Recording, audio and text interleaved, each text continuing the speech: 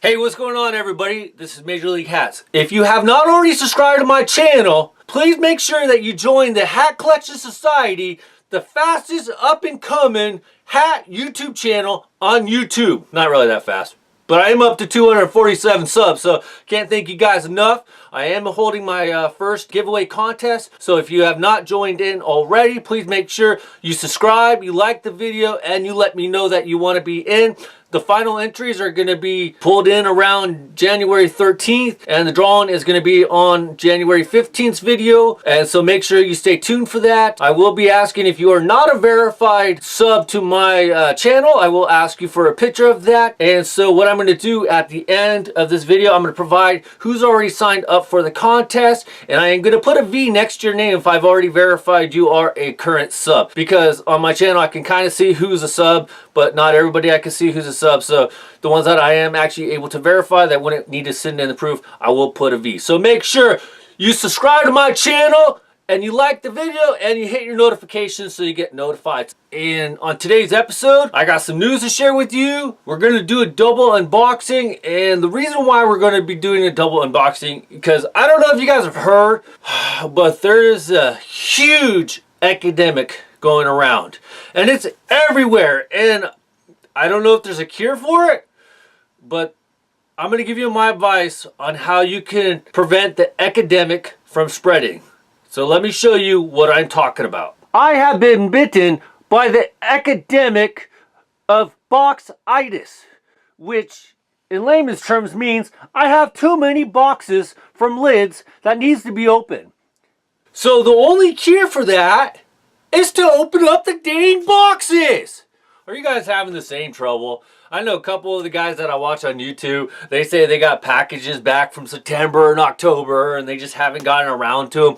And I'm kind of in the same boat. And part of the reason why I haven't opened up the boxes that I showed you is because, one, they either split the orders in half, and I'm waiting on all the hats to come in because I have something planned for them. So it's like I want to wait till I get everything in. I don't want to just do like a half-ass video and not have everything at that particular time. So I'm actually due to get one hat in today, and that should help me be able to clear up some things. And then I got some other hats in finally, and so I should be able to start getting all these taken care of, because I would ultimately like to open up all these boxes within like probably the next 2 weeks. And that sounds like a lot of time, but as you guys saw, there is 2, 4, 6, 8, 10, 12 boxes to open up, plus the ones that are coming. And I consider these my 2018 pickups because I ordered them in 2018. And I am going to start trying to keep track of the hats that I actually pick up in 2019. That way I can do an end of video hat pickup review at the end of 2019. And also that would help me keep count of actually how many hats I actually picked up in the year. Because honestly, I don't know how many hats I picked up this year. I know it was a lot more than I usually pick up. And so I would like to start just trying to keep track. So we are going to do 2 unboxings, total 3 hats. But before we get started, we have a new edition of Rock People News.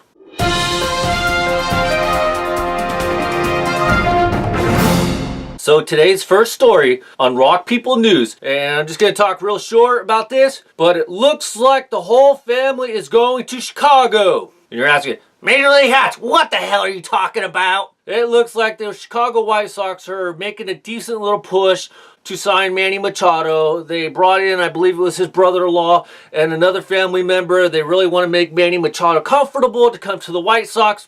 Who gives a shit? I really don't care.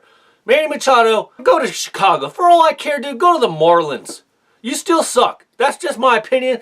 I'm not a big Manny Machado fan. So, you know what? Good for the White Sox. I'd be more interested if you guys were actually trying to pursue Bryce Harper. But that's because, if you guys know, I am a Bryce Harper guy.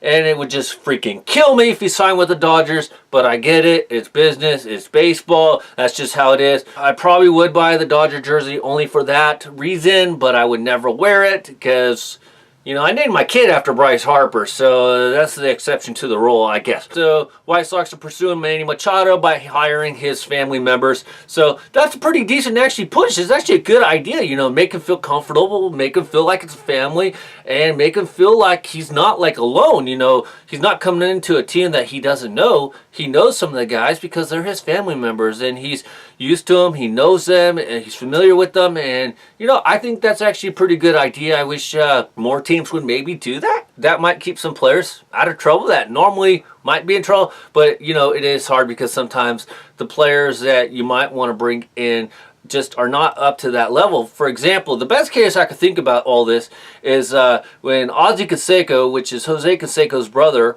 they're twins, he just wasn't as good as Jose. And so Ozzie Canseco, I believe if I remember right, had like a couple little at-bats with the A's and with the Red Sox, but he was just never as good as Jose. You can try to guess all your reasonings why he wasn't as good with the steroids, blah, blah.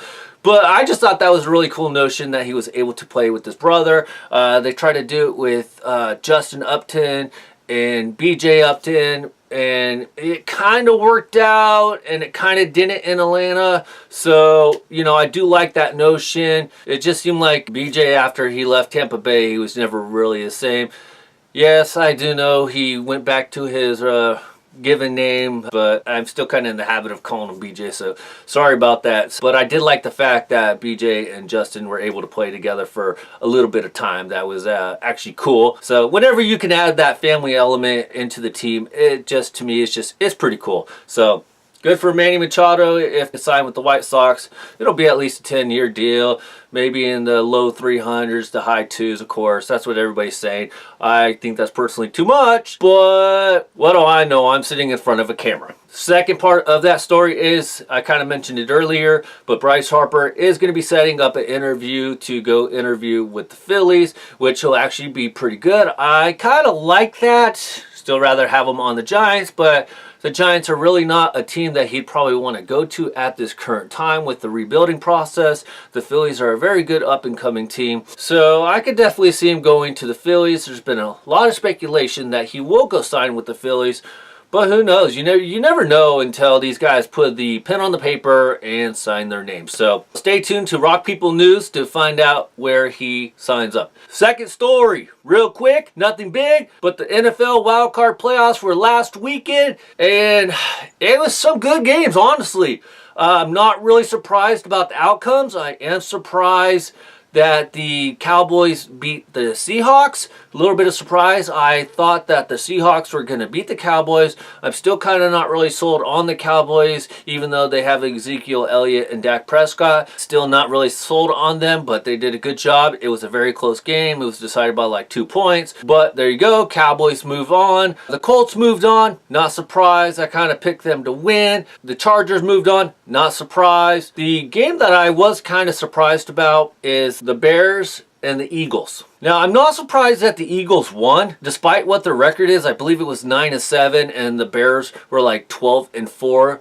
What I'm surprised about is, one, how terrible that the Bears played, how close the game was, decided by, what, 2 points? 1 point? I mean, it's funny. It's like, I almost wouldn't want to be a Chicago sports fan unless it was just basketball. Because if you think about it, I'm going to get a lot of hate. Because I know I got some people in Chicago that watch my videos, and they're probably going to get mad at me. But are the Bears the next lovable losers? Or is it the Blackhawks? I'm not sure. You guys tell me. If you guys think about it, the Cubs had Bartman, and they had a go. They had a black cat. It took them forever to win until they finally obviously won. But it took them forever to win that first World Series. Now the Bears have Parky, the kicker. How could you freaking hit the upright, hit the crossbar? Oh my freaking God. And before that, the Eagles called a timeout. He nails it perfect.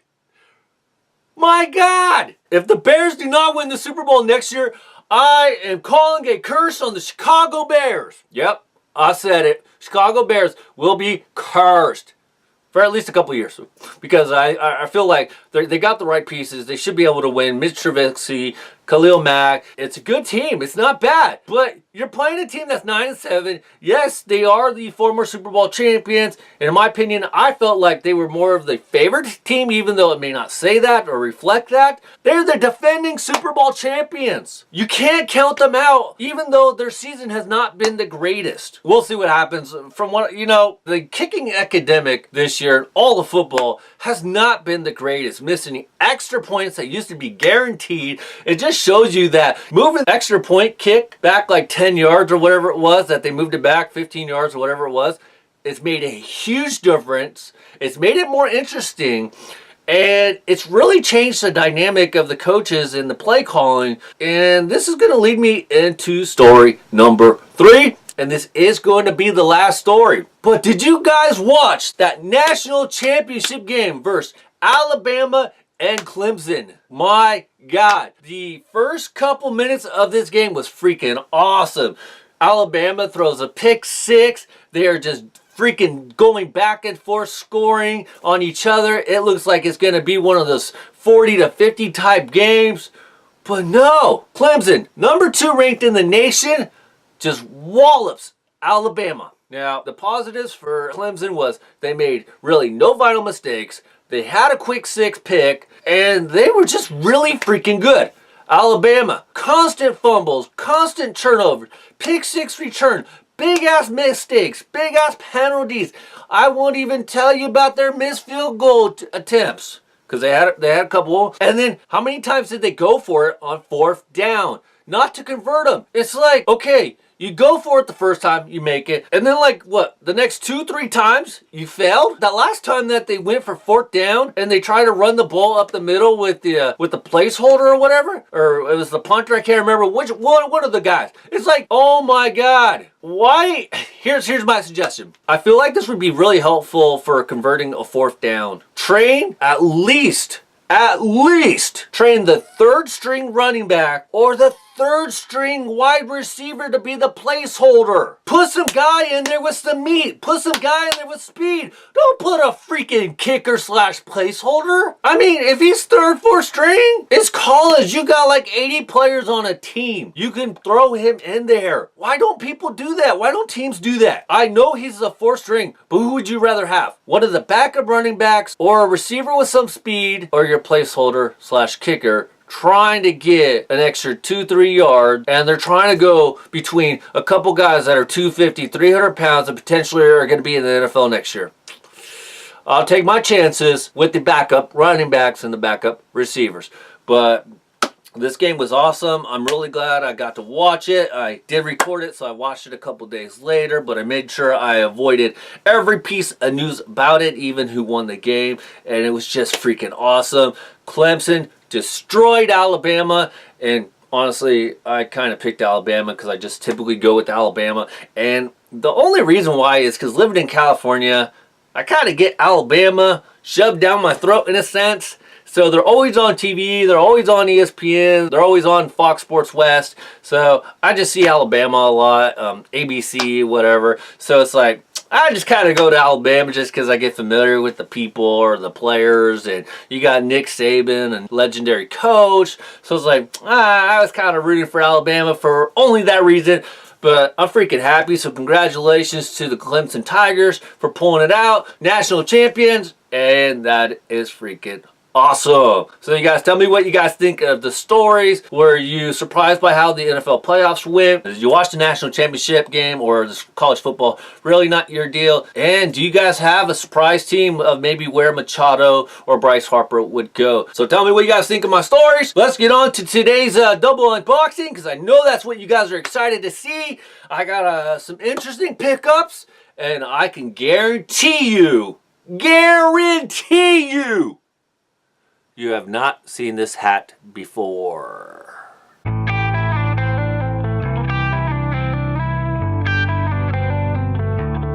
All right, so we gotta grab the box. Got my knife here. You don't ever have to wait on me for my knife. All right, let's take a look at this. All right. Whee! Don't need that box. I have, actually I do need that box. I changed my mind. I do need that box for part of my giveaway because I need 3 boxes. You'll probably get it in a lids box. That's just for me. I recycle, reduce, reuse. So I'll probably be sending it in a lids box. So just keep that in mind for whoever wins the hats, that you'll probably receive it in one of my lids boxes. All right. Oh, you wanted to see the invoice? Well, too freaking bad. We don't do no damn invoice on this show. If you want to see an invoice, go to another show. I don't show you the damn invoice. Who the hell wants to see the invoice? Really? I don't know. Anyways, sorry about that little rant. I just get kind of annoyed when I'm watching like YouTube channels and they show the invoices. Like, I don't give a shit about the invoice. Oh yeah, they try to block their addresses, and it's like, just who cares? Seriously, cut it out or just don't show it. It's like, half the time I can't even see how much you paid for the damn item anyways, and I can't even see where the item came from other than you telling me, because it's like, whoop, invoice, no invoice. Anyway, sorry, sidetrack. But I picked up this sweet hat, and I am a little disappointed. I'm going to tell you some information in just a moment, but let's take a look at the first hat. Bam! We have the River City Rumblers. Look at this freaking baby. This thing is freaking awesome. Tell me what you guys think. River City Rumblers. Now, before we take a closer look at some of the finer details of this hat, they were a minor league team in Huntington, West Virginia in 1995. They moved to the Appalachian League in 95 when the Huntington Cubs left and took their minor league team to Florida, so they came in. Now, at first glance, you're probably thinking that they were a Mariners affiliate.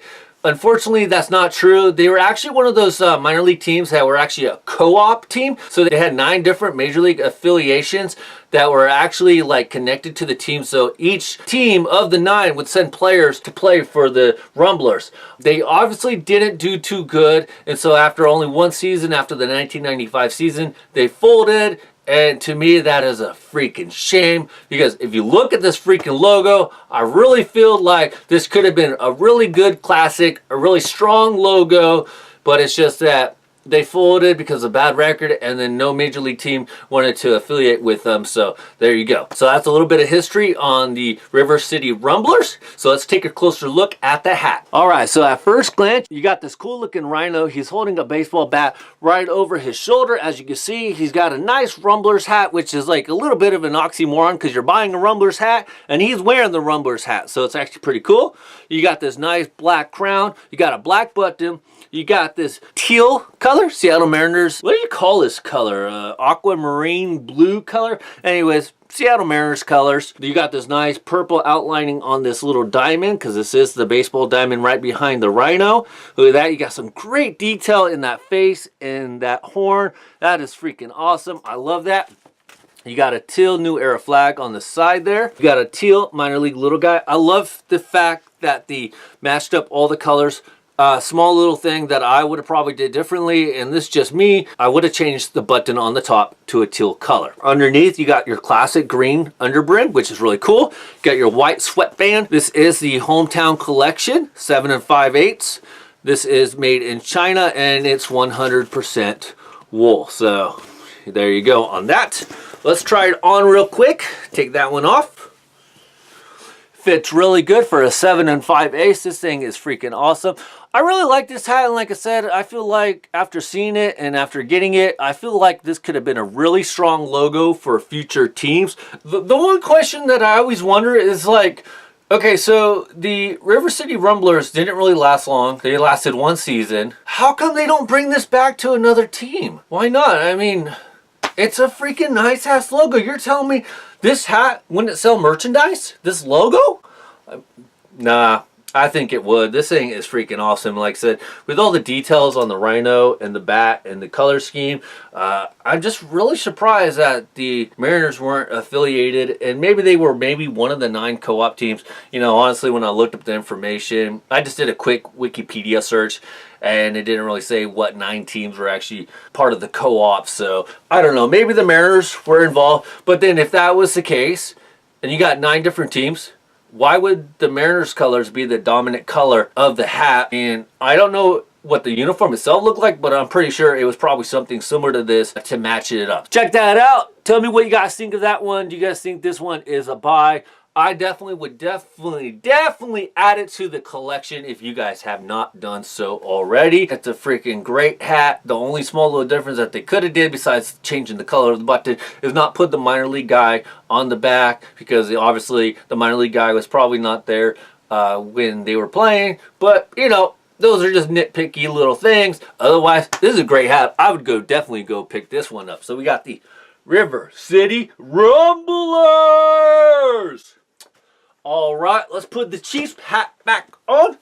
And let's go on to hat number 2. This hat, I can guarantee you, unless you live in the state of North Carolina and you've seen it, that's my only little about it. So, but I saw this hat. I'm not really sure how I stumbled across it. I think I just stumbled across it when I was looking at like clearance hats or some BS like that.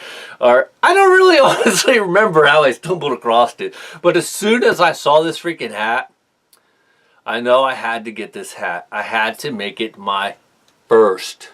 Yes, my first. And here's what I mean. I picked up the BAM! North Carolina Central University Eagles hat. Now, let me give you a little information about the North Carolina Central University Eagles. That is a freaking mouthful. Okay, so they're a Division I school. Obviously, they're from North Carolina. They're from Durham, North Carolina, to be more precise. And their nicknames are, of course, the Eagles. Their colors are maroon and gray. Now, the reason why I decided to make this my first college pickup hat is because if you guys can see, and I'll show you closer, I have a little pendant that I got a couple years ago for Christmas of an eagle. The eagle is one of my favorite birds, or just my favorite animals in general. And, you know, it's just, I just like the eagle. You know, you can say whatever you want, but the main thing is, like, I just love the eagle. It's a majestic bird. And when I saw this hat and I saw the pose that the eagle was in, I just had to get it to match my eagle pendant. So check that out. Check out the detail on that eagle. I love it. And it is, like I said, a maroon color, maroon crown, maroon button, maroon bill. And the back, it does say Eagles. So there you go. Got a white New Era flag, which is nice.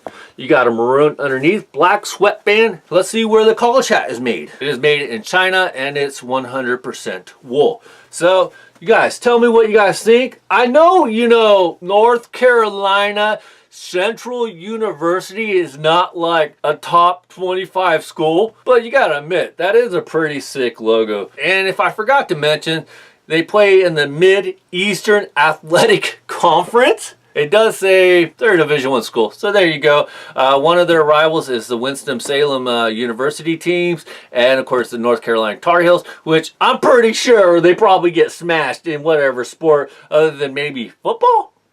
I mean, North Carolina Tar Heels more known for basketball than they are for football. So there you go. So check that out. So I like that. Tell me what you guys think about that one for my first college pickup. Let's put it on. Oh yeah. So it feels a little snug for a 7 5/8, but you know, actually it's not too bad. It's not super loose. I would have liked it a little bit looser, but it is wool, so that probably could have been a factor. But if it's really good, I'm freaking super happy with my North Carolina Central University, my God, Eagles hat.